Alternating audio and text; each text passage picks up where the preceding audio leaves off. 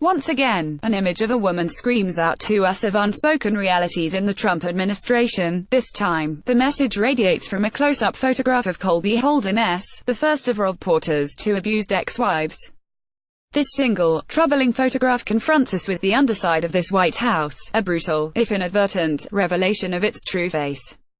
Like most of the women affiliated with the Trump White House, Holderness is young and lovely, but this photo differs strikingly from the kind we normally see of administration wives or female aides. We're accustomed to seeing Melania, Ivanka, Hope Hicks, Al. perpetually in very full hair and makeup, their femininity an artful fabrication of contour and highlighting, gloss and spray. Even the most down-home cast member, Sarah Huckabee Sanders, now does her nonsensical press briefings with her angry eyes weighed down by Batwing-sized false lashes. But in Colby Holderness's photograph, taken during a 2005 trip with her husband to Florence, she is completely unembellished. Her hair is pulled back, she wears no makeup, and with her perfectly oval face, large luminous eyes, full lips, and gently sloped nose, she resembles a Renaissance Madonna from a painting, like those she likely admired on her Italian vacation. At the same time, the picture is so unfiltered, so unretouched, that we see how real and human its subject is. The subtle irregularities of skin, freckles, even the tiny marks on her nose, perhaps left by a pair of concealing sunglasses. It's an intimate photo, taken, we now know, by an intimate partner, Porter himself. The one shocking detail is the vivid, angry bruise that disrupts our gaze upon this beautiful face, just as the punch that caused it disrupted the delicate flesh. A half-moon of striated magenta encircles the lower half of Holderness's eye, extending to the outer corner and up into the crease of the lid much as contouring eyeshadow would, all set within a halo of sickly yellow-green.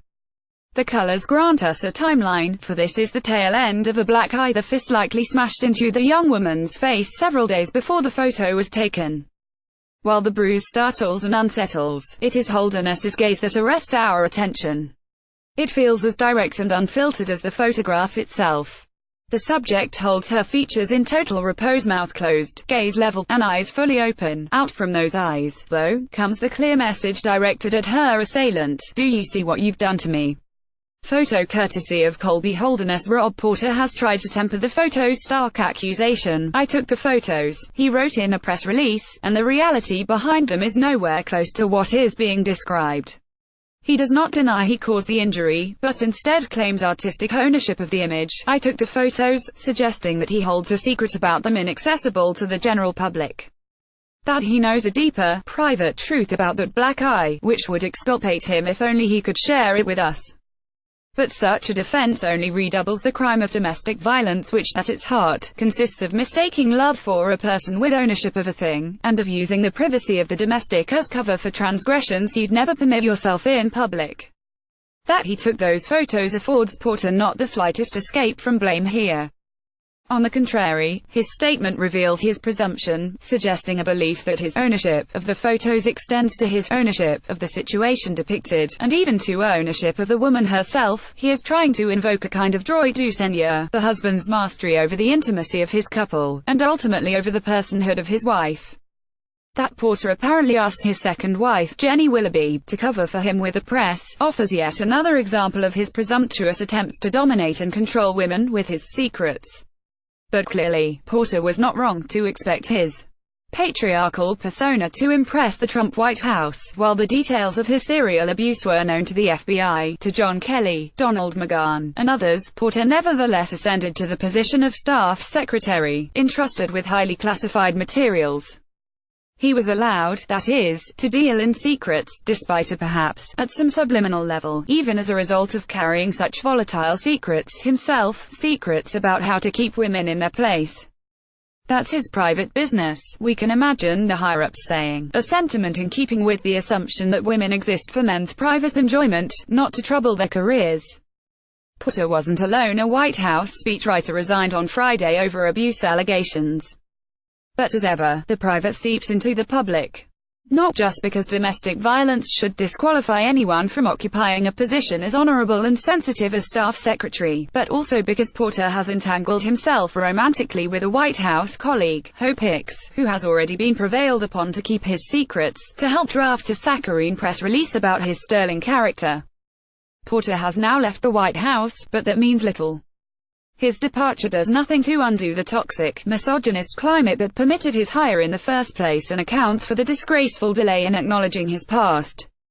And while yes, it is a private matter, we cannot help worrying about Hope Hicks's personal life. Is she in danger?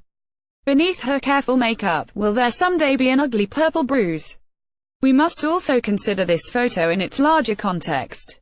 Virtually every image of White House-affiliated women, whether filmed or still, showcases their high-level, even excessive theatricality, their stage-worthy grooming, but for all their paint and polished once on stage, these women have painfully little to say. We know next to nothing of their opinions, we can barely hear their voices. Even Ivanka, putative presidential advisor, seems blankly empty.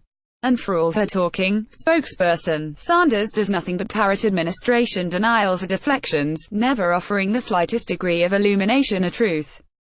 It's as if female self-expression is inversely related to the degree of cosmetic enhancement.